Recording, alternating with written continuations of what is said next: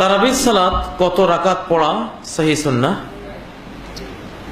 তারাবির সালাত নিয়ে সহিহপন্থী আলেমদের মধ্যে দুটো মত আছে। আমাদের দেশে যেটা হচ্ছে যে, যেমন বুকে হাত বাঁধা, নাভির উপরে হাত বাঁধা, কিংবা নাভির নিচে হাত বাঁধা, আমিন জোরে বলা, কিংবা আমিন আস্তে বলা ইত্যাদি, এগুলি কিন্তু সবই সহিহ আলেমদের এক বিষয়ে দুটো বুঝ। এটা জানতে হবে। এই পয়েন্টটা না জানলে তো আপনি মারামারি লাগিয়ে দিবেন। এই একটা পয়েন্ট না জানার কারণে যত হিংসা, বিদ্বেষ, ঝগড়া, মারামারি, হানাহানি। এটা জানে না যে নাভির নিচে হাত বাঁধার মাসালাটি সহিহপন্থী আলেমদের, নাভির উপরে হাত বাঁধা এটাও সহিহ আলেমদের, সহিহ আকীদা, সহিহ সুন্নাহর আলেমদের মাসালা। বুকে হাত বাঁধা এটাও সহিহ আকীদা, সহিহ সুন্নাহর আলেমদের মাসালা। আমিন জোরে বলা এটা যেমন সহিহ সুন্নাহ, সহিহ আকীদার উলামাদের মাসালা। আমিন আস্তে বলাও সহিহ আকীদা, সহিহ সুন্নাহ ওয়ালাদেরই মাসালা। একটা বিষয়ে দলিল ভিত্তিক দুটো বুঝ। যেমন সাহাবায়ে কেরাম নবী সাল্লাল্লাহু আলাইহি ওয়াসাল্লাম যখন বললেন আযাব যুদ্ধ থেকে ফেরার পথে, লা ইউসাল্লিয়ান্না আহাদুকুম আল আসরা হাত্তা ইয়াবলুগা বনি কুরাইজা, সহিহ বুখারীর হাদিস। বনি কুরাইজায় না গিয়ে কেউ আসর পড়বে না। ওনারা রওনা হয়ে গেলেন বনি কুরাইজার উদ্দেশ্যে। সাহাবায়ে কেরাম রাস্তার মাঝামাঝি গেলে পরে আসরের টাইম হয়ে গেল। এখন এই হাদিসটা যে কিছুতেই আসর পড়বে না বনি কুরাইজায় না গিয়ে, এই হাদিসটা বুঝতে গিয়ে সাহাবীদের দুরকম বুঝ হয়ে গেল। সাহাবীদের মধ্যে আমরা আর আপনারা কি? সাহাবীদের মধ্যে সহিহ আকীদা, সহিহ সুন্নাহ, সাহাবীদের মধ্যে এই হাদিস বুঝতে গিয়ে কয়টা বুঝ হলো? দুটো বুঝ হয়ে গেল। একদল বুঝেছেন যে এটা নবীজি যেহেতু বলেছেন ওখানে না গিয়ে পড়া যাবে না, অতএব আমরা রাস্তায় পড়বো না, ওখানে গিয়ে পড়বো। আরেক দল সাহাবী বুঝেছেন না, যেহেতু সময় হয়ে গেছে, যেহেতু কোরআনে আছে ইন্নাস সালাতা কানাত আলাল মুমিনিনা কিতাবাম মাওকুতা, সময় হয়ে গেলে সালাত ফরজ হয়ে গেল, অতএব নবী তো এটার বিরুদ্ধে, আল্লাহর কথার বিরুদ্ধে কি নবী যাবেন? কোনোদিনও না। অতএব সামগ্রিক জ্ঞানের বিচারে বোঝা যায় যে রাস্তায় পড়লেও নবীজির অনুমতির বাইরে যাবে না জিনিসটা। তাদের বুঝ হয়েছে এটা, তারা রাস্তায় পড়ে নিয়েছেন। আরেক দল বনি কুরাইজায় গিয়ে পড়ে নিয়েছেন। নবীজির কাছে মাসালা গেল, ইয়া রাসূলুল্লাহ, সাহাবীরা তো আপনার হাদিসটি বুঝতে গিয়ে দুই রকম বুঝে ফেলেছেন, এখন কি হবে? ফালাম ইউআন্নিফ আহাদাম মিনহুম, নবীজি কাউকেই কোনো রুক্ষ কথা বললেন না, কাউকে সমালোচনা করলেন না, দুইটাই ভ্যালিড।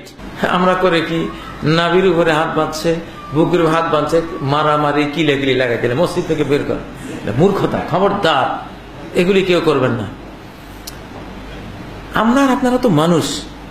দুইজন নবী একই বিষয়ের বিচার করলেন। দাউদ ওয়া সুলাইমান ইয ইয়াহকুমান ফিল হারসি ইয নাফাসাত ফীহি গনামুল কওমি, ওয়া কুননা লিহুকমিহিম শাহিদিন।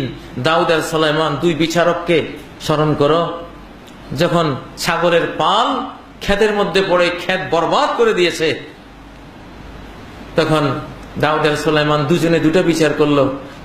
তাদের সেই বিচারের আমি সাক্ষী ছিলাম। আল্লাহ বলেন, আঙ্গুরের খেতে পড়ে ছাগলের পাল ক্ষেতটা মেছাকার করে দিল। দাউদ আলাইহিস সালাম বিচার করলেন, আঙ্গুরের ক্ষেত যেহেতু তোমার ছাগলের পালে খেয়ে শেষ করে দিয়েছে, অতএব তোমার পুরো ছাগলের পালটা আঙ্গুরের ক্ষেতের মালিককে দিয়ে দিতে হবে। তিনি বিচার করলেন। এখন ছাগলের পালের মালিক, যে ভেড়া ছাগলের পালের মালিক, তার মনের মধ্যে অশান্তি যে আমার পুরো পালটা এইভাবে নিয়ে যাবে। তারা গেল সুলাইমান আলাইহিস সালামের কাছে যে আপনি একটু বিচার করেন তো যে এই ঘটনা। তখন সুলাইমান বিচার করলেন যে ছাগলের পাল যার, সে আঙ্গুরের ক্ষেতটিকে, ওই ক্ষেতটিকে মেরামত করতে থাকবে, সংস্কার মানে তাকে সেবা করতে থাকবে। সেবা করতে করতে যেই রাত্রে আঙ্গুরের ক্ষেত সে খেয়ে ফেলেছে, ওই রাত্রে আঙ্গুর গাছগুলো যে পজিশনে ছিল, যেদিন এই পজিশনে আসবে সেদিন ছাগলের পাল সে ফেরত পাবে। আর ততদিন পর্যন্ত ছাগলের পাল ক্ষেতের মালিকের কাছে থাকবে, সে দুধ খাবে, সুযোগ সুবিধা সব সে নেবে। মাসালা একটা, বুঝ কয়টা? দুইটা হয়ে গেছে। বাংলাদেশে হলে তো আমরা হাতা খিঁচিয়ে মারামারি হানাহানি শুরু করতাম। আল্লাহ কি করলেন, কি বললেন? ফাফাহামনাহা সুলাইমান, সঠিক বিচারটা সুলাইমানকে আমি বুঝালাম। দাউদও চেষ্টা করেছে, ইস্তেহাদি চেষ্টা করেছে, গবেষণা করেছে, ধরতে চেষ্টা করেছে, কিন্তু উনি সঠিকটা ধরতে পারেননি। তাই বলে তার উপরে কোনো ব্লেম নাই, কোনো সমালোচনা নাই, কোনো অভিযোগ নাই, তাকে বাতিলপন্থী বলার কোনো সুযোগ নাই। বরং কি, ওয়াকুল্লান আতাইনা হুকমা ওয়া ইলমা, আমি দাউদকেও বিচার শক্তি দিয়েছি, জ্ঞান দিয়েছি, সুলাইমানকেও বিচার শক্তি দিয়েছি, জ্ঞান দিয়েছি। সুবহানাল্লাহ। আমরা জানি না যে ইমাম আবু হানিফা আহলুস সুন্নাহ ওয়াল জামাতের সদস্য, ইমাম শাফি আহলুস সুন্নাহ ওয়াল জামাতের সদস্য, ইমাম মালিক আহলুস সুন্নাহ ওয়াল জামাতের সদস্য, ইমাম আহমদ ইবনে হাম্বল আহলুস সুন্নাহ ওয়াল জামাতের সদস্য, আহলুল হাদিস যারা তারাও আহলুস সুন্নাহ ওয়াল জামাতের সদস্য। তাইলে আহলুল হাদিসরা একটা জিনিস বুঝেছেন, ইমাম শাফি, আহমদ, হাম্বল, মালিক তারা একটা জিনিস বুঝেছেন, এরা দুই দলেই সহিহপন্থী আলেম। যদি সাহাবীদের মধ্যে একটি হাদিস বুঝতে গিয়ে দুই রকম হতে পারে, তাহলে আমাদের আইম্মাদের মধ্যে, হাদিসপন্থীদের মধ্যে একটা হাদিস বুঝতে গিয়ে দুই রকম বুঝ হবে না কেন? ও দিতে পারে, এটাই মানুষের স্বভাব। এখন দেখুন সৌদি আরবে যান, অধিকাংশ ওলামাদেরকে দেখে আসছি, রুকু থেকে উঠে ওনারা আবার হাত বাঁধেন, রুকু থেকে উঠে হাত বাঁধেন। সহিহপন্থী আলেম তারা, একটা হাদিস বুঝতে তারা এভাবে বুঝেছেন। আলবানী সহ আর বিশাল গ্রুপ, আমরা সহ, আমরা হাত ছেড়ে দিই। এটা সহিহপন্থী আলেমদের বুঝ। মারামারি করব? দুইটাই ভ্যালিড, দুইটাই ঠিক আছে, দুইটার উপরে আপনি সওয়াব পাবেন। যেটা অ্যাকুরেট 100-100 সঠিকভাবে তারা গ্রহণ করতে পেরেছে মাসালা, তারা পাবে ডাবল সওয়াব, লাহু আজরান। আর যারা ইজতিহাদি ভুল করেছে, বুঝেছে, হাদিসের উপরই তারা আমল করেছে, হাদিসের উপরই তারা আমল করেছে, তারা পাবে কি? এক সওয়াব। একটু ভুল যে হয়েছে তাদের, তারা তো ট্রেনে ঠিক আছে, ট্রেনে আছে, হয়তো ফার্স্ট ক্লাস টিকিট কাটতে গিয়ে ফার্স্ট ক্লাসের টিকিটটা পায় নাই, থার্ড ক্লাসে গিয়ে বসে আছে। এখন এই ট্রেনটা তো মক্কায় যাবে, ফার্স্ট ক্লাসের যাত্রী যেমন মক্কা গিয়ে নামতে পারবে, থার্ড ক্লাসে যে বসেছে সেও কোথায় যাবে? সেও তো মক্কায় যাবে। তাহলে পরিণতি তো একই। আপনি যদি ট্রেন আপনার ঠিক থাকে, ট্রেন ঠিক থাকলে ফার্স্ট ক্লাসে বসেন, থার্ড ক্লাসে বসেন, জয়েন্টের উপরে বসেন, ছাদের উপরে গিয়ে বসেন, ট্রেনেই তো আছেন। যতক্ষণ ট্রেনে আছেন ততক্ষণ আপনি মক্কা পৌঁছবেন। সহি আকীদা, সহি সুন্নাহওয়ালারা বাংলাদেশেই তো একদল এখন সৌদি আরবের সাথে রোজা রাখা শুরু করেছে। আমরা কি ওদেরকে গোমরা বলতে পারি? বলবো না। আবহমান কাল থেকে এই পুষ্টাও আছে, সুমু লিরুইয়াতিহি ওয়া আফতিরু লিরুইয়াতিহি, চাঁদ দেখে রোজা রাখো, চাঁদ দেখে রোজা ভাঙো।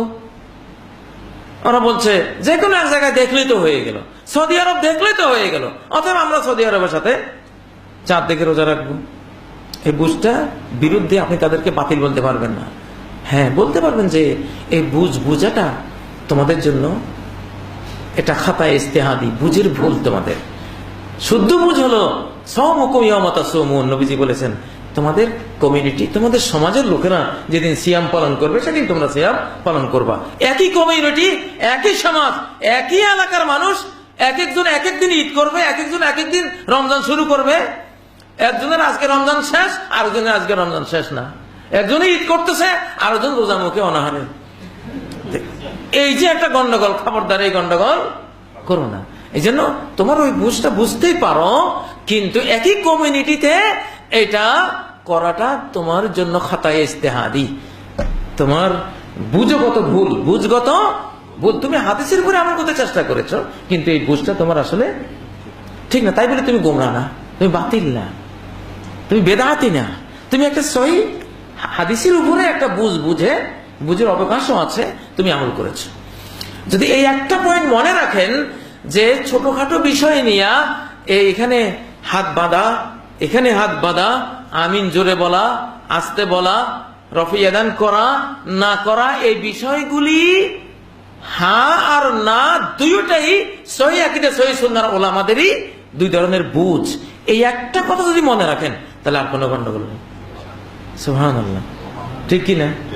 গন্ডগোল শেষ, শয়তানের আর কোনো সুযোগ নাই। আমরা মুসলিম ভাই হাত এখানে বাঁধলেও ভাই আলহামদুলিল্লাহ কেমন আছেন, হাত নিচে বাঁধলেও ভাইজান কেমন আছেন, আমিন জোরে বললেও ভাইজান, আসতে বললেও ডানে বামে একজনে আসতে বলছে ভাইজান কেমন আছেন, ডানে জোরে বলছে ভাইজান কেমন আছেন।